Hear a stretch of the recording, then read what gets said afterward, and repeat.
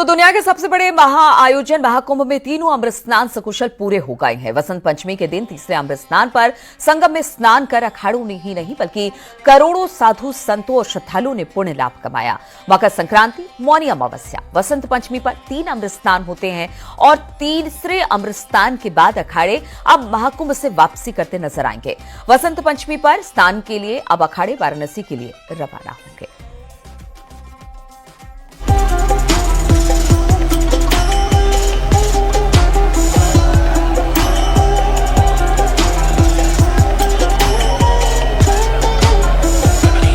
जो शाही स्नान अमृत राजसी शाही स्नान हुआ वह एक दुर्लभ क्षण था। ये जो स्नान रहा बहुत भव्य स्नान रहा और सभी संत महात्मा प्रसन्न है, सभी खुश है। भारत की एकता और सामाजिक समरसता के लिए हमारा स्नान है। करोड़ों देवी देवता महाकुंभ में माघ महीने के दौरान संगम पर विराजते हैं। मान्यता है कि यहाँ पवित्र स्नान करने और माघ मेले में कल्पवास करने से कष्ट दूर होते हैं। महाकुंभ में अमृत स्नान का विशेष महत्व है और वसंत पंचमी के दिन तीसरा अमृत स्नान सकुशल संपन्न हो गया है। 14 जनवरी को मकर संक्रांति पर पहला अमृत स्नान था, जबकि दूसरा अमृत स्नान 29 जनवरी को मौनी अमावस्या के दिन संपन्न हुआ। 3 फरवरी को वसंत पंचमी पर अखाड़ों ने सुबह से ही स्नान में हिस्सा लिया। अखाड़ों के लिहाज से तीनों अमृत स्नान विशेष हैं और अब अखाड़े वाराणसी के लिए रवानगी करेंगे। आज हम आप देख रहे हैं जितने भी हमारे रथ है, हमारे सिंहासन है, हमारी झांकियां सभी आज स्नान में जा रहे हैं और बहुत दिव्य और भव्य रूप से आज हमारा स्नान होगा। जो परंपरा से हम स्नान करते आए वैसे स्नान होगा, उससे भी सुंदर स्नान होगा। और बाकी आज वसंत पंचमी का दिन है और आज हमारा अंतिम शाही स्नान जिसे अमृत स्नान के नाम से दिया गया है। और इस स्नान के पश्चात हम सभी जितने अखाड़े हैं, जितने सन्यासी अखाड़े हैं, मैं ये कहना चाहूँगा जितने भी हमारे श्रद्धालु प्रयागराज में सभी से करबद्ध निवेदन है कि आपको जहाँ जहाँ गंगा जी की धारा दिखाई दे वहाँ पे आप स्नान करें। अनावश्यक रूप से आप संगम नोज पे जाने का प्रयास ना करें। हमारी मान्यता है जहाँ भी गंगा जी है, 5 कोशी में गंगा जी है, वहाँ स्नान करें और आप पुण्य के भागी बनेंगे। महाकुंभ में अमृत स्नान की शुरुआत अखाड़ों के स्नान से ही शुरू होती है। मकर संक्रांति पर पहला स्नान हो या फिर मौनी अमावस्या पर दूसरा अमृत स्नान, महाकुंभ में आस्था का सैलाब देखते ही बन रहा है। वसंत पंचमी का अमृत स्नान भी अपने आप में अखाड़ों और साधु संतों के लिए विशेष महत्व रखता है।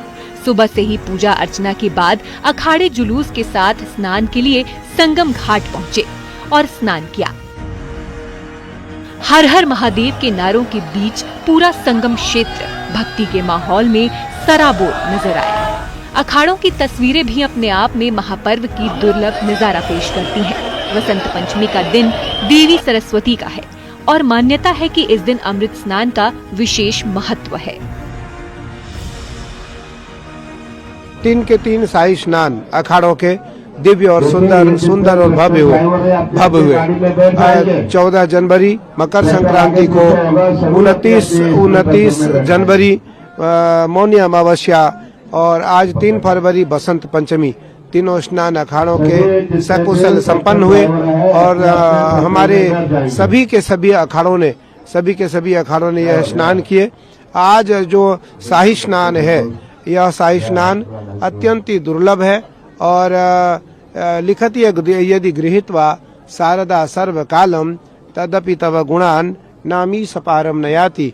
भगवान शिव के लिए सरस्वती कहती हैं, यदि मैं जीवन काल अपने ब्रह्मलोक में बैठ करके भगवान शिव की महिमा का गुणानुवाद करूं तब भी मैं नहीं कर सकती हूं। तो उसी प्रकार आज का जो यह अमृत राजसी शाही स्नान है, इसका गुणानुवाद शब्दों से कर पाना संभव नहीं है। अखाड़ों के लिहाज से सभी 3 अमृत स्नान वसंत पंचमी पर पूरे हो गए।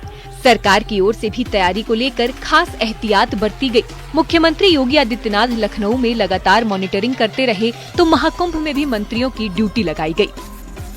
कल से लेकर आज तक वसंत पंचमी का पर्व शुरू हुआ है, पर्व चल रहा है और लगभग 4 करोड़ लोग वसंत पंचमी के निमित्त यहाँ आकर के स्नान कर चुके हैं या कर रहे हैं।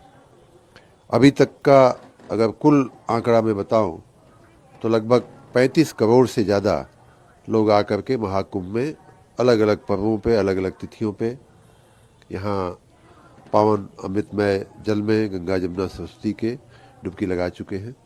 सारी व्यवस्थाएं बिल्कुल सुचारू रूप से चल रही हैं। आप देख सकते हैं कि कल रात से ही बसंत पंचमी की तिथि लागू पड़ गई थी, तभी से 4 करोड़ लोग अब तक स्नान कर चुके हैं। कहीं कोई विघ्न नहीं, कहीं कोई दिक्कत नहीं है। सब कुछ दिव्य और भव्य ढंग से चल रहा है। महाकुंभ में अखाड़े भले ही प्रयागराज से वाराणसी के लिए रवाना हो जाएंगे, लेकिन अभी संगम पर स्नान का सिलसिला जारी रहेगा।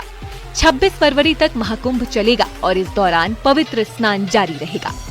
बहरहाल अखाड़ों के साधु संतों की तस्वीरें अपने आप में वसंत पंचमी के दिन इतिहास रच गईं और दुनिया के सबसे बड़े पर्व में अपनी अद्भुत छाप छोड़ गई हैं। Bureau report, news 18।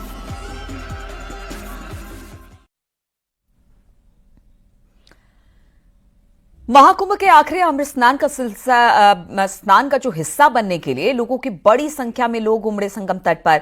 अब आपको बताते हैं कि योगी सरकार ने तीसरे अमृत स्नान पर उमड़ी भीड़ को किस तरह से संभाला, कैसे काबू की गई लाखों करोड़ों की भीड़, किस तरह से क्राउड मैनेजमेंट कर पूरे स्नान को व्यवस्थित और सुचारू रूप से संपन्न कराया गया। देखिए जरा ये रिपोर्ट।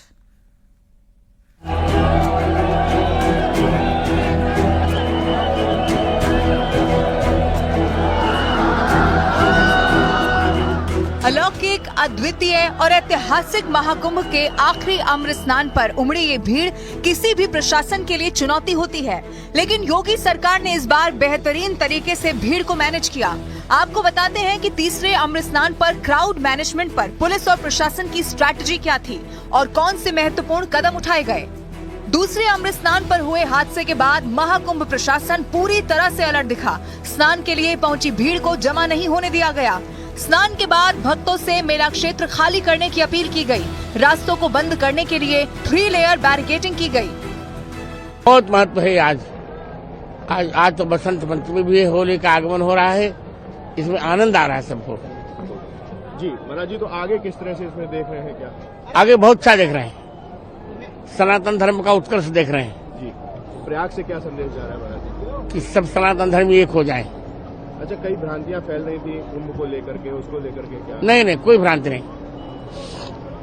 सनातन को लेकर क्या संदेश है? सनातन अजर अमर रहेगा। श्रद्धालुओं को मेला क्षेत्र में ज्यादा देर तक रुकने नहीं दिया गया। स्नान करने वाले घाटों पर भीड़ को नियंत्रण करने के लिए अतिरिक्त पुलिस बल और बैरिकेडिंग की व्यवस्था की गई।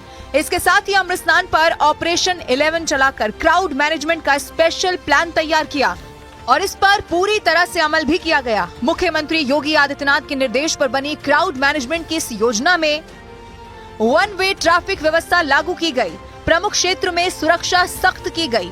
शास्त्री सेतु पर विशेष निगरानी की गई। टीकर माफी मोड़ पर भीड़ प्रबंधन पर जोर दिया गया। फाफा मऊ पांटून पुलों पर विशेष इंतजाम किए गए। रेलवे स्टेशन बस मूवमेंट के विशेष इंतजाम किए गए। स्पेशल बस सर्विस शुरू की गई। हो चुके हैं महानिर्वाणी अखाड़ा, निरंजनी अखाड़ा और जूना अखाड़ा, और बाकी के भी अभी चल रहे हैं। समय से पूर्व अमृत स्नान हो रहे हैं। सुबह 4 बजे से डिसाइडेड था, निर्धारित था पहले अखाड़े का अमृत स्नान वहाँ चलने के लिए। 3:30 बजे ही जो महानिर्वाणी अखाड़ा है उन्होंने प्रस्थान किया और समय से पूर्व स्नान किया, और भी अखाड़ों ने इसी प्रकार समय से पूर्व स्नान किया। चैलेंज क्या है आप लोगों के सामने?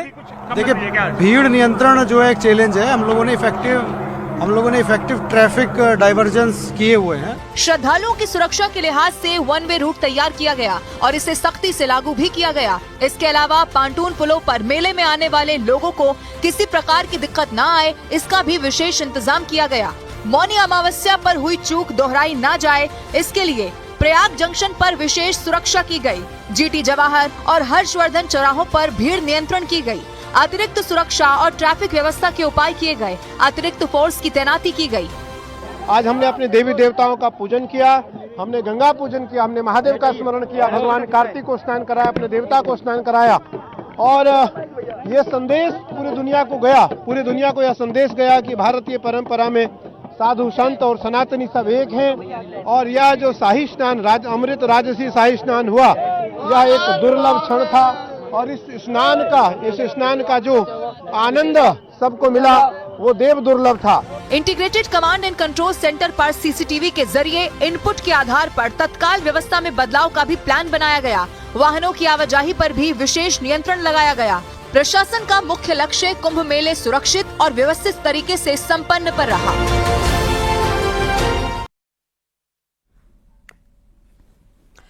तो बसंत पंचमी पर आखिरी अमृत स्नान पर प्रयागराज के त्रिवेणी संगम में आस्था का जनसैलाब उमड़ा। देश दुनिया से श्रद्धालु त्रिवेणी संगम पहुंचे। महाकुंभ की व्यवस्था की सराहना करते हुए प्रधानमंत्री मोदी और सीएम योगी का धन्यवाद करते नजर आए।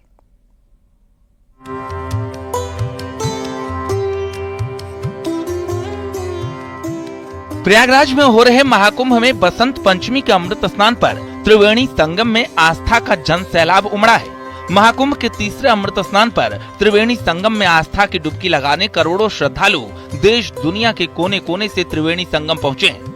वहीं श्रद्धालुओं की सुविधा और सुरक्षा को लेकर मेला प्रशासन की ओर से मुकम्मल इंतजाम किया गया। श्रद्धालु महाकुंभ की व्यवस्था की सराहना भी कर रहे हैं और इसका श्रेय पीएम नरेंद्र मोदी और सीएम योगी आदित्यनाथ को दे रहे हैं। इस समय मौजूद है महाकुंभ एंट्री पॉइंट पर। मेरे ठीक पीछे आप तस्वीरों में देख सकते हैं कि यहाँ पे लाखों की संख्या में कतारबद्ध श्रद्धालु संगम की ओर बढ़ रहे हैं। श्रद्धालुओं का यह जोश बता रहा है या उमंग बता रही है कि पतित पावनी त्रिवेणी के प्रति इनकी कितनी आस्था है।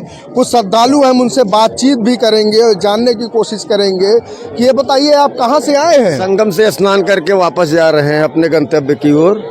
क्या कुछ व्यवस्थाएं मेले में है? व्यवस्था बहुत ही चाक चौबंद व्यवस्था है। आदमी श्रद्धा पूर्वक जाए, संगम स्नान करे, पुलिस प्रशासन के नियमों का पालन करते हुए। मैं माननीय मोदी जी की और माननीय योगी जी की व्यवस्था को बहुत ही काबिल तारीफ है। त्रिवेणी माधव बेड़ी लेटे हुए हनुमान जी से यही प्रार्थना करते हैं कि सारे तीर्थयात्री आए, प्रयागराज संगम के आस्था का जो ये पर्व है स्नान करें और अपने गंतव्य को वापस सुरक्षित अपने स्थान पे जाएं। आपका क्या नाम है? मेरा नाम महेश चंद पांडे है। मैं महाराष्ट्र गोरेगांव से आया हूँ। मैं यहाँ 4 दिन से आया हूँ। मेरे को आनंद बहुत मिल रहा है। स्नान 4 दिन में संगम स्नान किया और बहुत ही आराम ढंग से स्नान किया। कोई तकलीफ नहीं। जितना सुनने में आ रहा है अफवाहें आ रही है वो सब झूठी है। बहुत अच्छा आनंद आया और मोदी योगी जी का प्रशंसा जितना करो आप उतना ही कम है। कोई भीड़ नहीं, एकदम लाइन से कतार में जा रहे हैं, लोग स्नान कर रहे हैं, कतार से वापस आ रहे हैं। प्रशासन की भी व्यवस्था बहुत ही अच्छा है। जितना प्रशंसा करो उतना ही कम। एक अनुमान के मुताबिक हर घंटे 2 लाख से ज्यादा श्रद्धालु स्नान करने के बाद प्रयागराज जंक्शन पर पहुंच रहे हैं। रेलवे की ओर से श्रद्धालुओं की सुविधा के लिए 141 स्पेशल ट्रेनें चलाई गई हैं। रेलवे स्टेशन पर श्रद्धालुओं की भीड़ न जमा हो पाए, इसके लिए एक ओर से श्रद्धालुओं की एंट्री की जा रही है, वहीं दूसरी ओर से उन्हें बाहर निकाला जा रहा है। श्रद्धालुओं की सुविधा और सुरक्षा को लेकर भी प्रयागराज जंक्शन पर मुकम्मल इंतजाम है। व्यापक व्यवस्था यहाँ पे जीआरपी, आरपीएफ और रेलवे के द्वारा स्टेट एडमिनिस्ट्रेशन और पुलिस के साथ संयुक्त रूप से करी गई है। सबसे पहले इसमें एकल मार्ग व्यवस्था बनाई जाती है, जिसमें सिटी साइड की तरफ से सभी यात्रियों का आवागमन होता है। वो स्टेशन के अंदर आते हैं ट्रेन पकड़ने के लिए, और जो मेले में जाने के लिए स्टेशन से बाहर निकल रहे हैं वो सिविल लाइन साइड से बाहर निकलते हैं। तो इससे सबसे पहले ये होता है कि कोई क्रॉस मूवमेंट नहीं होता है। इसके अलावा भारी संख्या में यहाँ पे पुलिस बल लगाया गया है। उसके अलावा BDDS, ASTEC टीम्स लगाई गई हैं। प्रत्येक प्लेटफॉर्म पे, प्रत्येक होल्डिंग एरिया में QRTs बनाई गई हैं। इसके अलावा स्टेट की तरफ से बाहर एक बहुत बड़ा होल्डिंग एरिया बनाया गया है खुसरो बाग में, जहाँ पे सभी मूलभूत सुविधाएं, पानी, बिजली, प्रकाश की व्यवस्था, खाने की व्यवस्था, टॉयलेट्स की व्यवस्था, लोगों के बैठने की व्यवस्था, ये सब करी गई है। बता दें कि प्रयागराज के विशाल पावन संगम तट पर दुनिया का सबसे बड़ा धार्मिक आयोजन महाकुंभ भारतीय संस्कृति, सनातन धर्म और आस्था का अद्भुत संगम बनकर दुनिया भर में अपनी पहचान बना रहा है। हर दिन महाकुंभ के अनोखे रंग देखने को मिल रहे हैं, जो पूरी दुनिया में अपनी अमिट छाप छोड़ रहे हैं। Bureau report, news 18।